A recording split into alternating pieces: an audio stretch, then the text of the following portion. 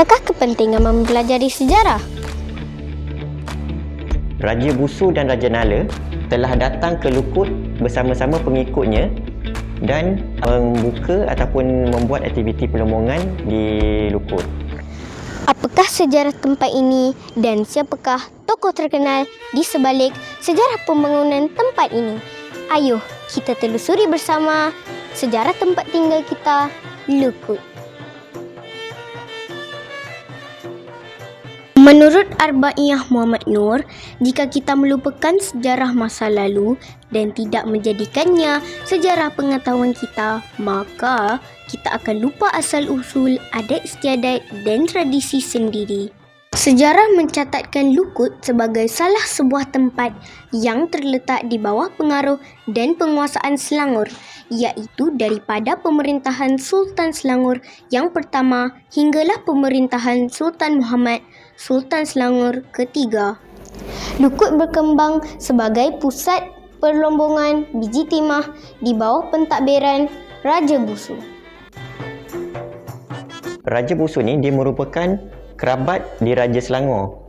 Walau bagaimanapun, hasil pelombongan biji timah yang diusahakan oleh Raja Busu ni tidak diserahkan kepada Sultan Selangor, walaupun beliau ni merupakan kerabat di Raja Selangor.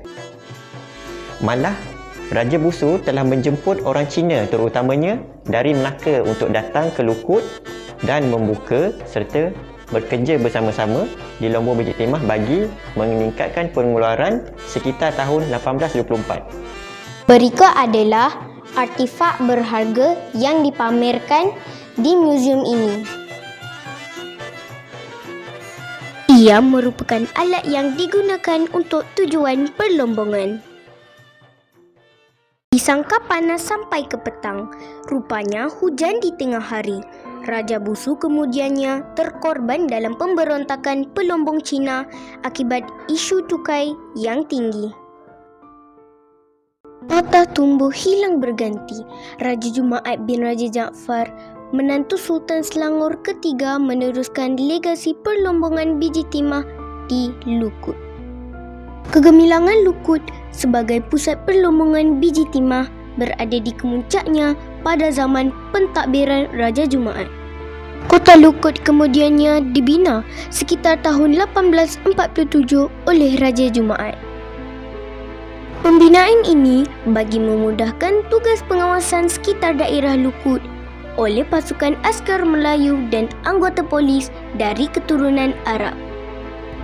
Di atas tapak kota Lukut ini, kita ada runtuhan Istana Raja Jumaat, tapak Istana Raja Wok, dan kita ada kolah air di hadapan tapak istana, dan juga kita ada perigi beracun dengan perigi raja.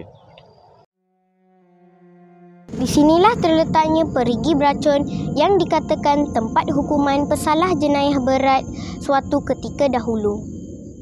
Kejatuhan kota Lukut tidak dapat dielakkan lagi.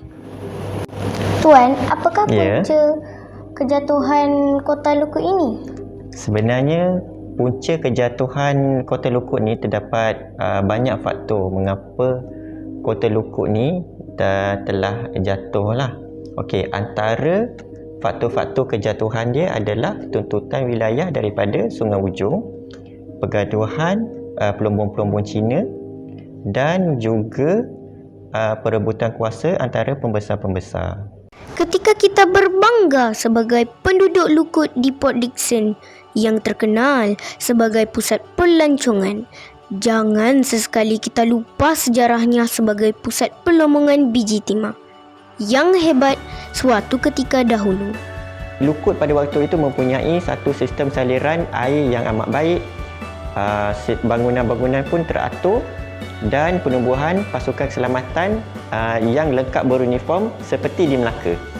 Ingatlah, Lukut pernah tercatat sebagai sebuah pusat pentadbiran kerajaan Melayu yang terbaik. Nurin Kristina untuk TVPSS SKKG.